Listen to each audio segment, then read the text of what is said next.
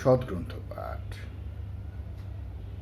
শ্রীমন doctor মহানামব্রত ব্রহ্মচারীর গীতাধ্যান সমগ্র এই পুস্তক থেকে ভূমিকার গীতা কোনো দল করে নাই।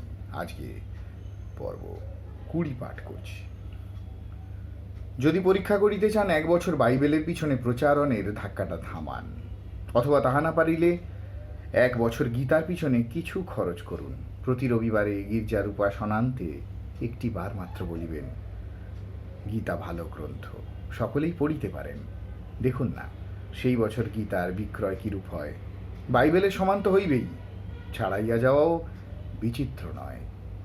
কথাটা বলিবার সময় আমি ভাবিয়াছিলাম হয়তো কেহ কেউ অসন্তুষ্ট হইবেন, কিন্তু বক্তৃতার পর তাহা মনে হইল না।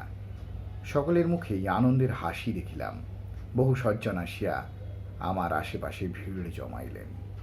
অনেকে করমর্দন করিলেন, কহিলেন আমরা গীতা ভালোবাসি।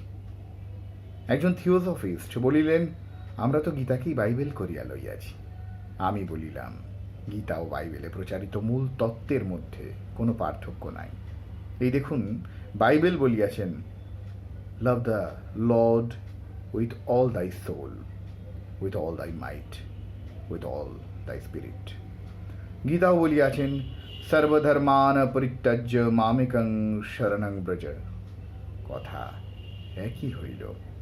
থিওসফিস্ট সাহেব বলিলেন কথা একই, তবুও একটু তফাৎ আছে। বাইবেলের উপর একটা ক্রিড মতবাদ তৈয়ারি হইয়াছে, গীতার উপর তাহা হয় নাই। সাহেবের সত্য দৃষ্টি দেখিয়া আমার আনন্দ হইল।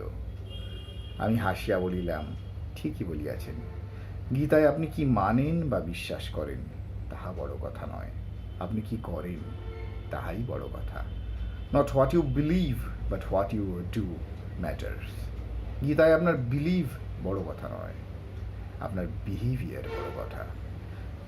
গীতার মত লইয়া কোনো দল গড়ে নাই, তাই তো গীতা সকল দলের উপরে রহিয়াছে।